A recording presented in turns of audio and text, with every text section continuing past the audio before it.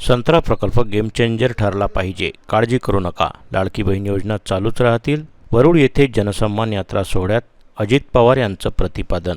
बहिणींनो, काळजी करू नका, योजना सुरूच राहणार आहे, हा अजितदादांचा वादा आहे. विरोधक ओरडतात, परंतु योजना सुरूच राहतील तर भावासाठी काय, असा प्रश्न विचारला जात असल्याने त्यांच्यासाठी शेतीचे वीज बिल माफ, आता बिल भरण्याची गरज नाही असं सांगत, लाडक्या बहिणींच्या लेकीसाठी सुद्धा लेक लाडकी योजना सुरू करून आम्ही प्रत्येक मुलीला जन्मापासून तर वयाच्या 18 वर्षापर्यंत 1 लाख रुपये देऊ. यासाठी वर्षाकाठी 43,000 कोटी रुपयांची तरतूद आम्ही केली आहे. सत्ता येईल जाईल, पण माणूस टिकला पाहिजे. आम्ही सत्तेसाठी हपापलो नाही. तरुणांच्या हाताला काम देण्यासाठी मोर्शी संत्रा प्रक्रिया केंद्राला लागेल तेवढा निधी देऊ. संत्रा प्रकल्प गेम चेंजर ठरला पाहिजे, असे प्रतिपादन जनसन्मान यात्रेच्या सभेमध्ये स्थानिक मराठी शाळेच्या प्रांगणात आयोजित कार्यक्रमात उपमुख्यमंत्री अजित पवार यांनी केले. ते पुढे म्हणाले की कापूस सोयाबीनला भाव मिळाला पाहिजे. संत्र्याला न्याय देण्यासाठी मोर्शी येथे विदर्भ ॲग्रो प्रोड्युसर कंपनी आणि महाराष्ट्र राज्य कृषी विकास महामंडळाचा संयुक्त संत्रा प्रक्रिया प्रकल्प मंजूर केला आहे. तसेच MIDCमध्ये 100 एकर जमीन घेऊन उद्योग उभारून तरुणांच्या हाताला काम देऊ. फक्त तुम्हाला विकास पाहिजे, शेतमालाला भाव मिळाला पाहिजे एवढेच नव्हे तर संत्रा गळतीचे पंचनामे लगेच होणार असून त्यांना पण मदत करू. मात्र विकासासाठी 4,372 कोटी रुपयांचा निधी खेचून आणण्यात एकमेव आमदार देवेंद्र भुयार असल्याने याच तरुणाला पुन्हा संधी द्या, असे आवाहन सुद्धा यावेळी अजित पवार यांनी केले. संत्रा नगरी म्हणून प्रसिद्ध असणारा माझा वरुड मोर्शी या भागामध्ये महाराष्ट्र कृषी उद्योग विकास महामंडळाच्या सहकार्यानं अत्याधुनिक संत्रा प्रक्रिया प्रकल्प उभारण्यास मंजुरी आम्ही दिली आहे. या प्रकल्पासाठी आवश्यक तो निधी दिला जाईल, हा अर्थमंत्र्यांचा शब्द आहे. आवश्यक तो निधी दिला जाईल. 6.5 लाख कोटीचा अर्थसंकल्प मी सादर करतो. किती? 6.5 लाख कोटी. आणि त्याच्यामुळं याच्यामध्ये उद्याच्याला जे काही निधी लागेल ते मी ग्वाही ह्या सभेच्या निमित्तानं देतो. वरुड आणि मोर्शीच्या माझ्या संत्रा उत्पादक शेतकऱ्याला मालाला चांगला भाव देण्याच्या दृष्टीनं या भागातल्या संत्रा प्रक्रिया प्रकल्प हा गेम चेंजर ठरला पाहिजे. त्यामुळे या प्रकल्पाला आपण गती द्यायचं काम करतो. गेम चेंजर प्रकल्प मागे कुणाला जमलं नाही ते 4,372 कोटी रुपये देऊन देवेंद्रांनी जमवलं. आता हा प्रकल्प त्याच्यावर संत्र्यावर अत्याधुनिक संयंत्राद्वारे प्रक्रिया केली जाणार आहे. ज्यूस कॉन्सन्ट्रेट ते केलं जाणार आहे. इसेन्शियल ऑइल काढलं जाणार आहे. पील पावडर केली जाणार आहे. पशुखाद्य केलं जाणार आहे. ज्यूस केला जाणार आहे. टेट्रा पॅक मध्ये पॅक केलेलं ज्यूस देखील केला जाणार आहे. पेंट बॉटल इत्यादी प्रकारची उत्पादन त्याच्यामध्ये आपण घेतोय. आणि संत्रा फळांची मूलवृद्धी होईल, त्यापासून माझ्या शेतकऱ्यांना अतिरिक्त मोबदला मिळू शकेल, त्या दृष्टीनं आमच्या सगळ्यांचा प्रयत्न चाललेला आहे. आणि त्या पद्धतीनं माझ्या मोर्शी तालुक्यात देखील उमरखेड येथे लिंबूवर्गीय फळ पिकांच्या करता सिट्रस इस्टेट स्थापन करण्यात आली आहे. या सिट्रस इस्टेट साठी प्रशासकीय इमारत बांधकाम प्रयोगशाळा प्रशिक्षण, पण आपल्याकडं आपण सरकारमध्ये असल्यामुळं आपण हे करू शकलोय, आपण हे देऊ शकलोय. हे आम्ही दाखवलेलं आहे. हे आम्ही ढगात काही बोलत नाही. त्याकरता मायबाबूंनो, आपल्याला या सगळ्या तुमच्या योजना, माझ्या भावांच्या योजना, माझ्या तरुणींच्या करता 12वी डिप्लोमा डिग्री याच्याकरता त्यांनी अजून प्रशिक्षण घ्यावं. प्रशिक्षण आम्ही देणार, सर्टिफिकेट आम्ही देणार. सरकार ते प्रशिक्षण घेतात म्हणून त्यांना स्टायपंड मिळतात. 12वी असेल तर 6,000 रुपये, डिप्लोमा असेल तर 8,000 रुपये आणि डिग्री असेल तर 10,000 असं आम्ही वेतन देणार. 60 महिने त्यांनी ते शिकायचं आणि मग त्यांनी स्वतःच्या पायावर व्यवसाय करावा किंवा तिथं चांगली नोकरी केली तर ती कंपनी तुम्हाला तिथं जॉईन करून घे. उद्याच्याला कोणी विचारलं तुम्हाला काय अनुभव सांगता येईल का, आम्हाला सरकारचं सर्टिफिकेट मिळालंय, या मशीनचा मला अनुभव आहे, या कामाचा मला अनुभव आहे. बेरोजगारी कमी करण्याच्या करता अशा प्रकारचा निर्णय माझ्या तरुणींच्या करता आपण आणलेला आहे. हे या सरकारचं काम आहे. हे तुमचं सरकार आहे, हे महायुतीचं सरकार आहे. आणि म्हणून माझी आपल्याला विनंती आहे, यामध्ये आम्ही हे सगळं करताना जात पात बघितलेली नाही. माग लोकसभेच्या निवडणुकीला काय झालं माहितीये, काहींनी सांगितलं संविधान बदलणार, अब की बार 400 पार म्हणजे संविधान बदलणार. आता काय करणार? आरक्षण काढणार. आता काय करणार? घटना बदलणार. आम्ही सांगत होतो अरे बाबा दादा तर खोटं आहे, खोटं आहे, खोटं आहे, खोटं आहे. पण आमचं काही मान्य केलं नाही. आमच्या मागासवर्गीय समाजाने थोडंफार खरं वाटायला लागलं. माझ्या अल्पसंख्याक समाजाने सीए कायदा एक आला. त्यांना वाटलं की आपल्यालाच इथलं परराज्यात परदेशात पाठवून देणार. परदेशातली भारतीय लोक जी अडचणीत आहे, जी बांगलादेशमध्ये, श्रीलंकेमध्ये, युक्रेनमध्ये, रशियामध्ये, त्या इस्रायलमध्ये तिथं युद्ध होत आहे, तिथं पंतप्रधानांना सत्ता सोडून पळून जावं लागतंय. श्रीलंकेचे राष्ट्रपती पळून गेले की नाही? बांगलादेशच्या पंतप्रधान पळून आपल्या इथं आल्या, तिथून नंतर गेला की नाही? ही परिस्थिती आहे. आणि मग तिथं राहणाऱ्या आपल्या भारतीयांना आणायला नको का? त्यांची भूमी आहे, आपली सगळ्यांची भूमी आहे. आपण भारतीय आहोत. नंतर महाराष्ट्र, नंतर विदर्भ, नंतर नागपूर जिल्हा आणि नंतर मुळशी वरून. याचा विचार करा ना बाबांनो. आता मेहरबानी करा. आता सरकार तर तिसऱ्यांदा मोदी साहेबांचं आलेलं आहे. परवण बंदर $1 लाख कोटीचं त्यांनी त्या ठिकाणी दिलं. त्याचं काम आम्ही भूमिपूजन केलं. इतर पण कामं चालली. आता नॅशनल हायवे बघा, वंदे भारत ट्रेन बघा, बुलेट ट्रेन बघा, मेट्रो ट्रेन बघा, सगळीकडे विकास कामं चाललेली. त्याच्या संदर्भामध्ये आम्ही पण सांगतोय त्यांना कांदा निर्यात बंदी आता करायची नाही. सोयाबीनला भाव चांगला द्यायचा आहे, कापसाला भाव चांगला द्यायचा आहे. त्याच्यावर प्रक्रिया करणारी कारखानदारी काढायची. सूत गिरण्यांच्या करता आम्ही मदत करतोय. कालच मी आणि प्रफुलबाई आमच्या काटोल नरखेडला होतो. तिथल्या लोकांनी मागणी केली नरखेडला एक सूत गिरणी द्या. म्हणलं या प्रपोजल घेऊन आपण घेऊ, पण काम चोख केलं पाहिजे. सूत गिरणी उभी करायची आणि नंतर बंद पाडायची, तसलं नाही. त्याच्यातनं माझ्या तिथल्या शेतकऱ्यांना कापसाला भाव मिळाला पाहिजे, तिथल्या तरुण तरुणींना रोजगार मिळाला पाहिजे. त्या पद्धतीची कामं आपण आपल्या वरुड मोर्शी परिसरात, मोर्शी वरुड परिसरात केलेली आहे. पुढेही आपल्याला करायची. हे आपल्याला सातत्य टिकवायचं आहे, हे थांबवायचं नाही. ते तुमच्या हातात आहे. माझ्या मायमाऊली म्हणतील कसं? ते असं की उद्याच्याला विधानसभेच्या निवडणुकीच्या निमित्तानं उमेदवार जे उभे राहतील त्याच्यामध्ये देवेंद्र भुयारच्या जी खूण असेल त्या खुणेचं तिथलं बटन दाबायचं. तुमच्या योजना पुढे 5 वर्ष चालू. पुन्हा तुम्ही महायुतीचं सरकार आणा, माझ्या भावंडांच्या योजना चालू. योजना चालू, मी नाही चालू, योजना चालू. आणि त्यामध्ये तुम्हाला एक आठवण देतो. 2003 ला सुशील कुमार शिंदे मुख्यमंत्री होते आणि त्यांनी वीज माफीची योजना आणली. वीज माफीचं पहिलं वीज दिलं 0 रुपये. आणि नंतर सरकार आल्यावर दुसरे मुख्यमंत्री झाले. ते म्हणले नाही हे आपल्याला नाही परवडत. शेतकऱ्याकरता झालं पाहिजे, माझ्या मायमाऊलीच्या करता झालं पाहिजे. यावेळेसचा 10वा अर्थसंकल्प सादर करत असताना देखील त्यांनी तेच मला पत्र दिलं की दादा काहीतरी चांगले निर्णय घ्या, चांगल्या योजना आणला. कामं झाली पण अजून चांगलं व्हावं. मी बरेच वर्ष गेले लहानपणापासून विचार करतो की आमच्या महिला शेतकरी शेतमजूर कुटुंबातल्या कोरपणीला जातात, मशागत करतात, कळ्यांची सेवा करतात. कुठं ना कुठं स्वतःच्या शेतातलं काम रखलं तर दुसऱ्याच्या शेतात कापूस वेचायला जातात, संत्रा गोळा करायला जातात, त्याच्यामध्ये सोयाबीनच्या मशागत करायला जातात. वेगवेगळी पिकं माझ्या महाराष्ट्राच्या वेगवेगळ्या भागामध्ये त्या पिकाच्या करता तिथं जे काही काम असेल ते काम करण्याच्या करता ती बघितली जात असते. मला आठवत आहे सुरुवातीला तर पगार इतके कमी होते, आता 250. आता खुरपणीच्या महिलेला पगार किती आहे दिवसाला? 250.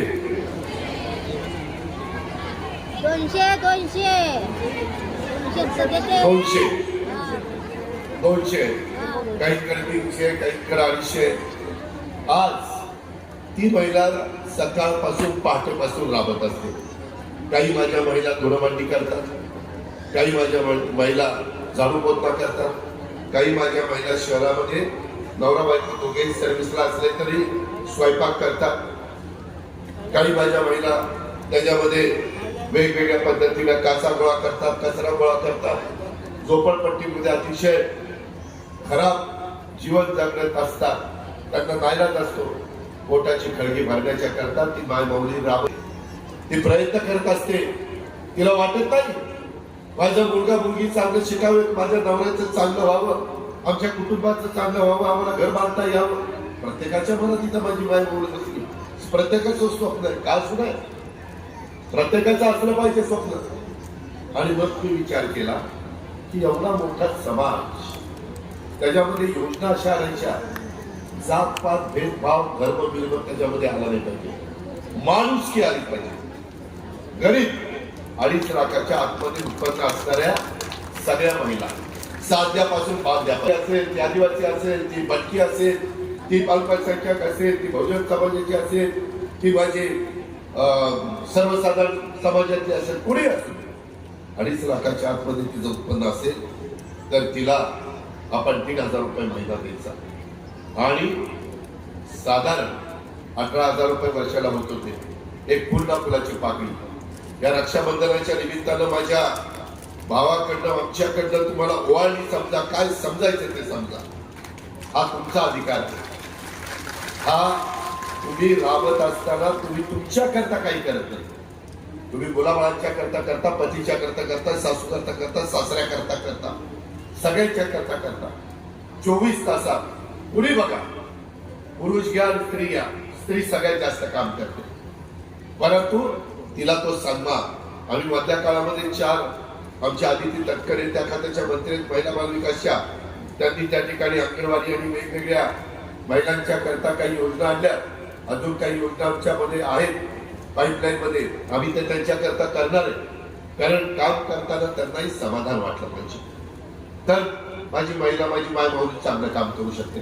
आणि म्हणून आम्ही त्याच्यामध्ये या सगळ्या महिलांना निर्णय घेतला. फॉर्म भरायला सुरुवात केली. जुलैपासून द्यायला सुरुवात केली. काल ऑगस्ट संपला.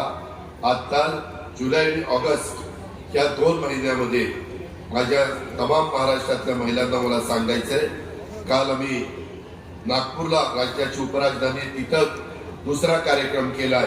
3रा कार्यक्रम आम्ही नाशिकला करू.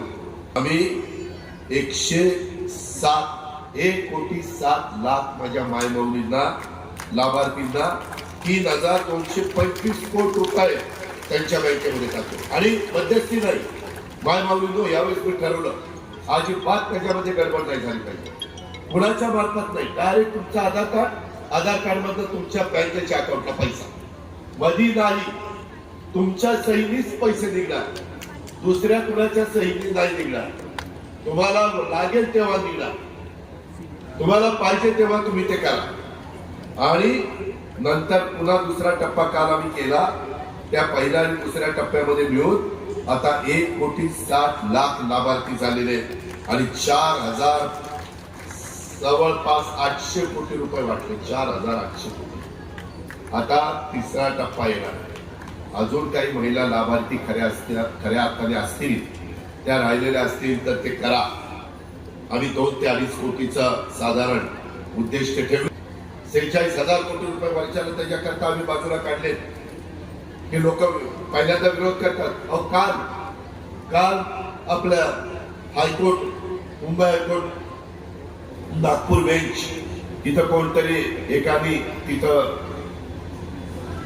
केस दाखल केलेली आहे, रीट केलेलं आहे ही योजना बंद करा.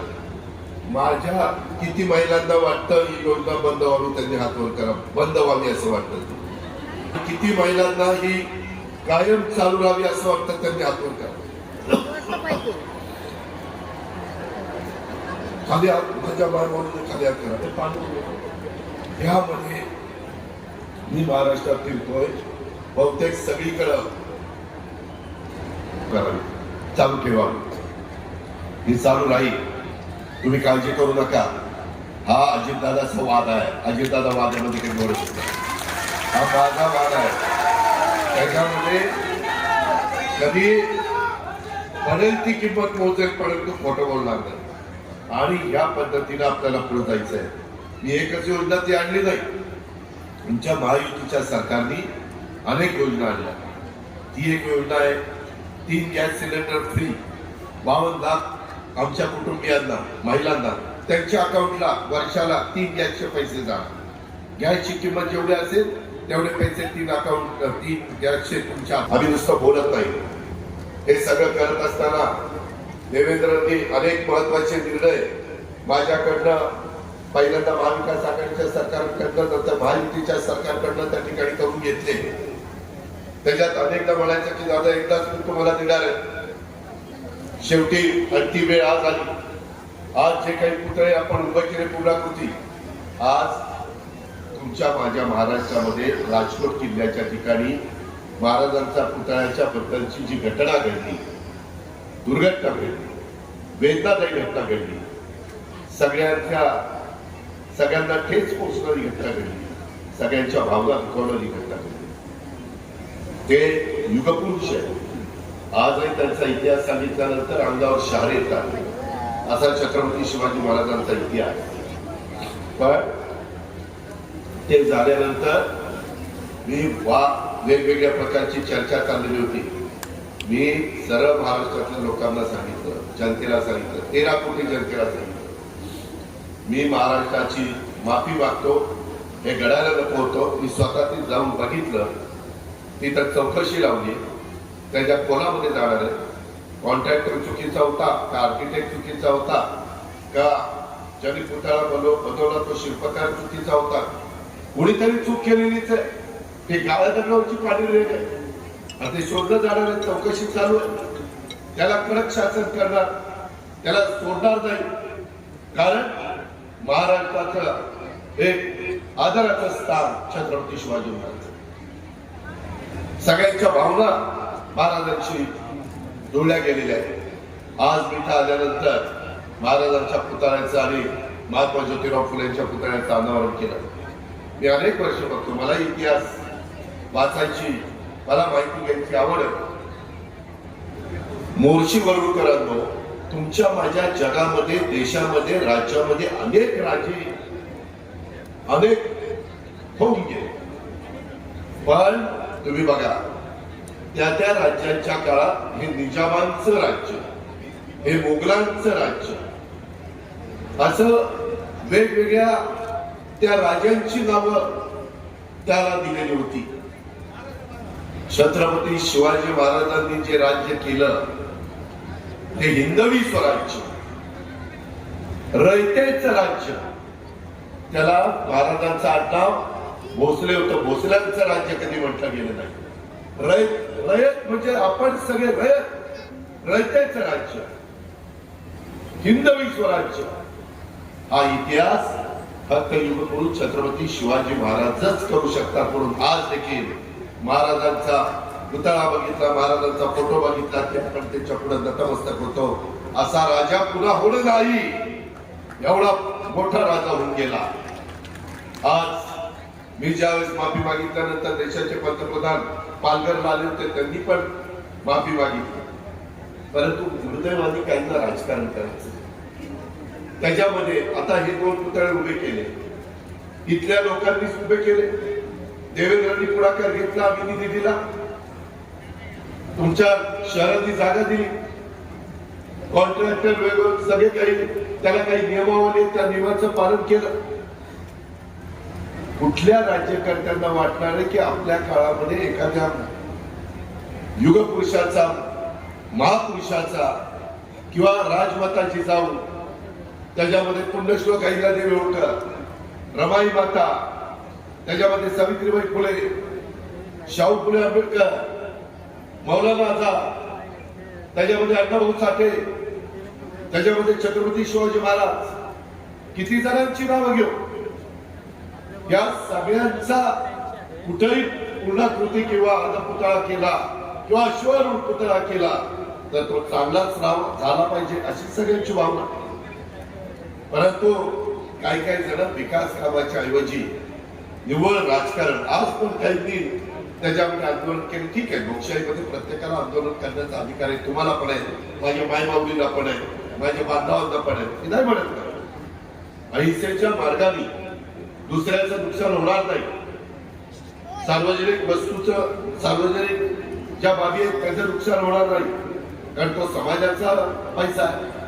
अशा पद्धतीने हे काम चालतं आणि त्याकरता हे जे 2 पुतळे उभे केलेले आहेत हे महापुरुषांचे पुतळे, हे इथून पुढं माझ्या मुळशी वरुड या परिसरातल्या लोकांना सातत्याने प्रेरणा देत राहतील. पुढं पिढ्या येणारी नवी माझी मुलं मुली देखील ते किंवा शिवाजी महाराजांचा काय आदर्श आहे, महात्मा फुलेंचा काय आदर्श आहे, त्यांनी काय काम केलं, त्यांनी कशा पद्धतीनं समाजाला घडवलं, त्यांनी कशा पद्धतीनं 18 पगड जाती 12 बळुतेदारांना दिशा देण्याचं काम केलं, त्यांनी कधी जातीपातीचं नात्यागोत्याचं राजकारण केलं नाही, कधी त्यांनी उजवं डावं त्या ठिकाणी केलं नाही, हे इतिहासामध्ये नोंद आहे. आणि त्याच्यातून माझ्या या शहरातल्या प्रत्येक नागरिकाला सातत्याने प्रेरणा मिळत राहील याबद्दलचा विश्वास मी व्यक्त करतो. आणि त्या दोन्ही महापुरुषांच्या पुतळ्याचं अनावरण झालं असं मी जाहीर करतो. त्याचबरोबर आज मगाशी बोलत असताना माझ्या देवेंद्र भोयांनी काही गोष्टी सांगितल्या. कार्यक्रमाला अध्यक्ष राष्ट्रवादी काँग्रेसचे कार्याध्यक्ष खासदार प्रफुल्ल पटेल, आमदार देवेंद्र भुयार, आमदार अमोल मिटकरी, संजय खोडके, संतोष महात्मे, वसंत घोईखेडकर, सुरेश ठाकरे, प्रमोद पाटीलांसह मान्यवर उपस्थित होते. यावेळी मुस्लिम समिती, बौद्ध विहार समिती, शेतकऱ्यांच्या कुटुंबात झालेल्या माझ्या मतदारसंघाचा विकास झाला पाहिजे, परंतु विरोधक काहीही जरी बोलले तरी मी माझे कार्य सुरूच ठेवणार असल्याचे सांगून माझ्या विश्वासावर उपमुख्यमंत्री अजित पवार यांनी एक नव्हे तब्बल 4,372 कोटी रुपयांचा निधी दिला. ही जमेची बाजू आहे. मी तरुणांच्या हाताला काम दिले असल्याचा पाठपुरावा केला. खासदार प्रफुल्ल पटेल यांनी कार्यकर्त्यांच्या वेदना काय असतात हे समजून शेतकऱ्यांच्या हिताकरिता केंद्रीय मंत्र्यांना भेटून न्याय मिळाला पाहिजे असे यावेळी सांगितले. मागील 4.5 वर्षामध्ये मी पाहिलं आहे की जेव्हा जेव्हा देवेंद्र भुयार मुंबईमध्ये आले, दादाला भेटले, मंत्रालयात गेले, तो त्यांच्या डोळ्यासमोर फक्त एक आणि एकच माझ्या वरुड मोर्शी विधानसभा क्षेत्राचा विकास कसा झाला. आणि त्यामुळे त्यांनी जे सांगितलं, बऱ्याच पैसे ते आम्ही विविध योजनांचे आपल्यापर्यंत आणण्याचं काम केलं. दादाचा सारखा पाठपुरावा करायचा, त्यांनी विविध काम आपल्यापर्यंत आणलेले आहे. या भागामध्ये संत्र्याच्या, मोसंबीचा फार मोठा म्हणजे आपल्याकडे बागायती क्षेत्र आहे. आणि या संत्र्याच्या क्षेत्रासाठी त्यांच्या मनामध्ये नेहमीच काही ना काही म्हणजे चिंता असायची. मागील काही दिवसापूर्वी त्यांनी दादाला संपर्क केला, मला संपर्क केला, दिल्लीला आले. दिल्लीला आमच्या वाणिज्य मंत्र्यांशी आम्ही त्यांची भेट करून दिली. त्यांच्यासोबत अनेक प्रतिनिधी आले होते, तुम्ही होते काही लोक. त्याचं कारण आहे की माझ्या भागाचा संत्रा जर एक्सपोर्ट झाला, चांगला भाव मिळेल आणि ते भाव कोणाला मिळेल? माझ्या सामान्य शेतकऱ्यांना मिळेल. त्याच्यासाठी ते थेट त्यांनी दिल्लीची धाव घेतली होती. आणि मी तुम्हाला सांगू इच्छितो, तुम्हाला माहित असेल 3-4 दिवस अगोदरच उद्या त्याला न्याय मिळते याची मला खात्री आहे. आणि फक्त तुमच्या परिश्रम आणि प्रयत्नामुळे मिळणार आहे. मित्रांनो, आज महाराष्ट्रामध्ये आमच्या बहिणीसाठी, आमच्या लहान भावासाठी, आमच्या शेतकरीसाठी दादांनी कितीतरी योजना दिलेल्या.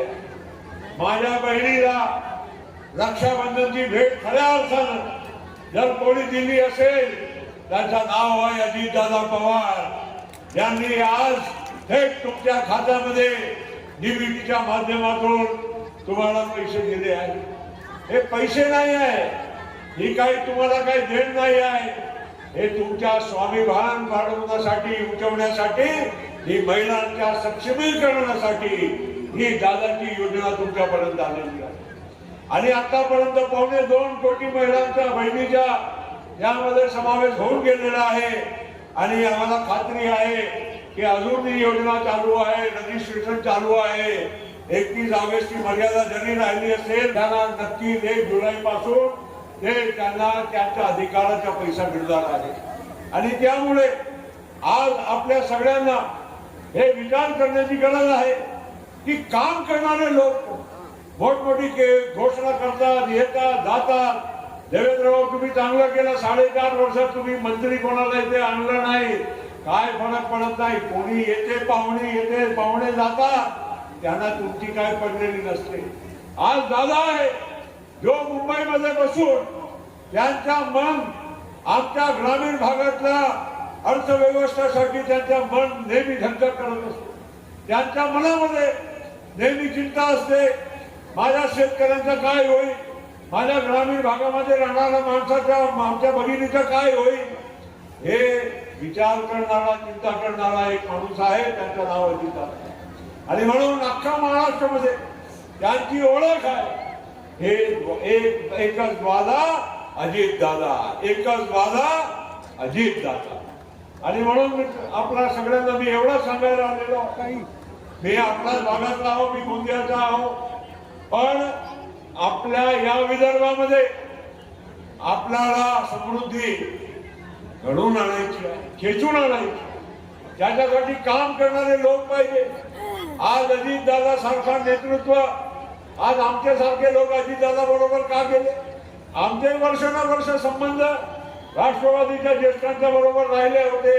माझी ओळख सगळ्यांना माहित आहे की मी साहेबांच्या बरोबर राहिले. पण आज अजितदादा सारखा काम करणारा व्यक्ती, आम्ही सरकारमध्ये गेलो, कशासाठी गेलो? आज देवेंद्र भोयारला तुम्ही जे जे काम केलं, तुम्ही सूचना केली, ते करू कशासाठी शकले? कारण आज अजितदादा आणि आम्ही सगळे लोक आज सत्ताच्या बरोबर आम्ही आहोत. हे एवढ्या लहान तरुणांच्या तुम्ही विषयी सांगितलं की त्यांच्या तुम्ही जीवनामध्ये तात्विक बदल घडवून आणला.